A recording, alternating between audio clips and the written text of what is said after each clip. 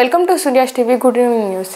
దళితులకు గుండు కొట్టించిన వాళ్ళు మీరు, దళితులను చంపి డోర్ డెలివరీలు చేసిన వాళ్ళు మీరు, మీరా దళితుల గురించి మాట్లాడేది అని నారా లోకేష్ అన్నారు. నేను మేడం గారితో చర్చిస్తున్నా. దళితులపైన మీరు దాడి చేసి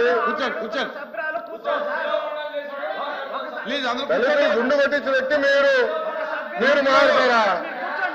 మీరు మారుతారా అధ్యక్ష? మీరు ఎట్లా మారుతారు? దయచేసి కూర్చోండి. చాలా స్పష్టంగా చెప్తున్నా, ఎందుకు మారుతారు? మీరు మాట్లాడేది మీరు ఒక ఎత్తు, ఇంకొక ఆయనేమో డైరెక్ట్ గా సవాన్ని డోర్ డెలివరీ చేశాడు. అలాంటి వాళ్ళు కౌన్సిల్ ఉన్నారు. సభ్యుడేమో డోర్ డెలివరీ కూడా చేశారు. అవసరం లేదు మాట్లాడేది. హలో బ్రదర్, కోర్టుకెళ్ళింది మీరు. లోకేష్ గారు ఫ్యాక్ట్ చెప్తున్నా, ఇక్కడ చాలా స్పష్టంగా అధ్యక్ష, ఇక్కడ చాలా స్పష్టంగా మళ్ళీ చెప్తున్నా అధ్యక్ష నా దగ్గర ఇంగ్లీష్ ఉంది, నేను చదువుతున్నాను. మళ్ళీ చెప్తున్నా, to date investors of place investment. అరే ఇంగ్లీష్ మీడియం అని పొద్దు నుంచి ఊదరగొట్టారు. ఇంగ్లీష్ మీడియంలో చెప్తున్నారా భయ్? మీ సబ్జెక్ట్ లేరే. ఇంగ్లీష్ మీడియం గురించి ఊదరగొట్టారు కదా పొద్దున, మళ్ళీ ఇంగ్లీష్ మీడియం చదవలేరా? అరే పొద్దున ఇంగ్లీష్ మీడియం అన్నారు. అరే ఇంగ్లీష్ లో చెప్తే భయపడతారు. ఏ భాషలో చెప్పాలి బాబాయ్? గవర్నర్ గారు చదివింది ఇంగ్లీష్ లో. మీరందరూ బైకాట్ చేయకుండా కూర్చుని ఉంటే బాగుండేది. అరే అది కాదు భయ్, ఇంగ్లీష్ మీడియం చదవకూడదా? ఇంగ్లీష్ లో ఉందని చెప్పకూడదా? అరే మీరే ఇంగ్లీష్ మీడియం అని పెద్ద ఊదరగొట్టారు. నేను స్పీచ్ ప్రిపరేషన్ వెళ్ళినప్పుడు ఒక సబ్జెక్ట్ వేసి ఇంగ్లీష్ మీడియం ఎత్తేస్తున్నాను కూడా మాట్లాడారు. మరి ఎట్లా తెలుగులో మాడితే తప్పంటారు, ఇంగ్లీష్ లో మాడితే తప్పంటారు, ఇంకా ఏ భాష మాట్లాడాలి? లోకేష్ గారు సార్ క్లియర్ గా 4వ పేజ్ లో to date investors of pledged investment of 6.5 lakh crores with an employment potential of 4 lakh jobs. అధ్యక్ష ఇది మా పార్టీ విధానం, ఇది ప్రభుత్వ నినాదం. క్లియర్ గా చెప్పాం అధ్యక్ష. గవర్నర్ గారు కూడా ఇది చదివారు అధ్యక్ష.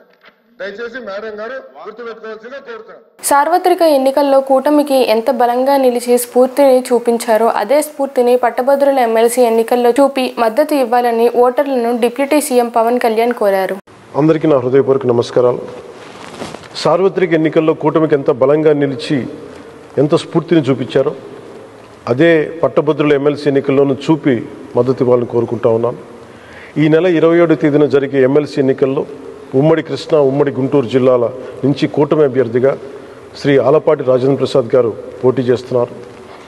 వారికి మొదటి ప్రాధాన్యం ఓటు వేసి గెలిపించవలసిందిగా మనస్ఫూర్తిగా కోరుకుంటున్నాను.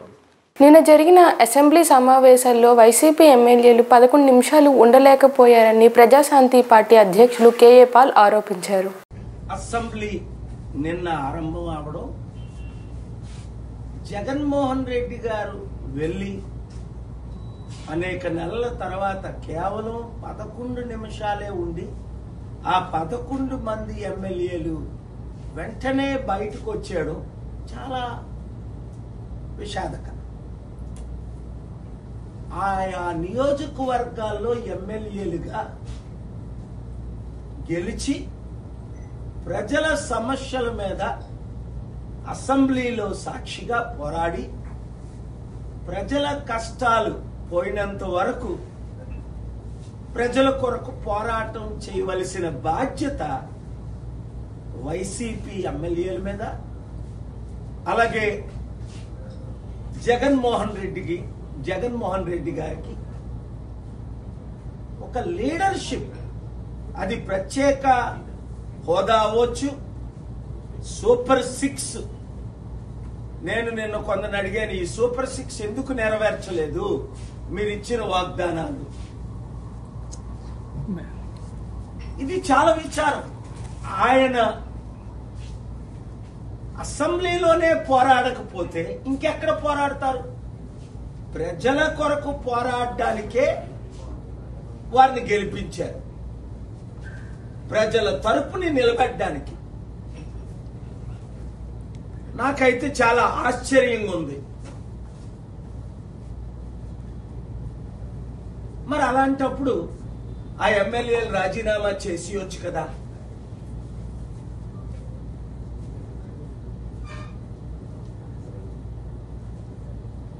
గెలుపు ఓటమి అది ఈవీఎంల ద్వారా జరగడం, ఇంకో విధంగా జరగడం మనకు తెలిసిందే.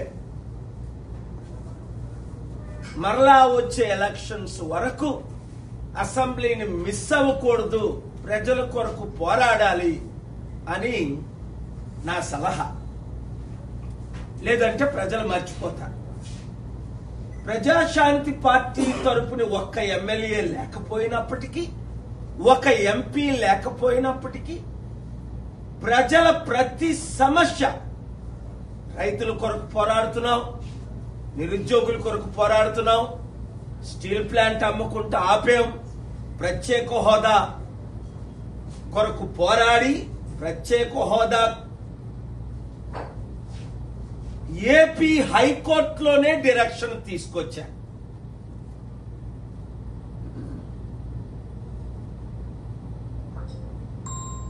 చంద్రబాబు నాయుడు గారు ఇప్పుడు ఏమంటున్నారు?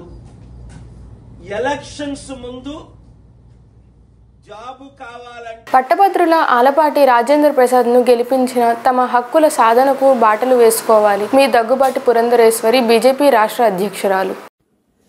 అందరికీ నమస్కారం.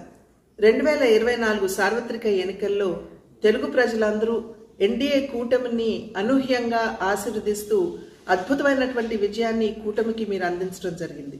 అదేవిధంగా రేపు ఫిబ్రవరి 27వ తారీఖున జరిగేటువంటి శాసన మండలి ఎన్నికల్లో ఉభయ కృష్ణా, గుంటూరు జిల్లాల నుండి కూటమి అభ్యర్థిగా బరిలో ఉన్నటువంటి సోదరులు ఆలపాటి రాజేంద్ర ప్రసాద్ గారికి మీరందరూ మీ ఆశీర్వాదాన్ని అందించాలి అని చెప్పి మేమందరం చేస్తున్నటువంటి అభ్యర్థన.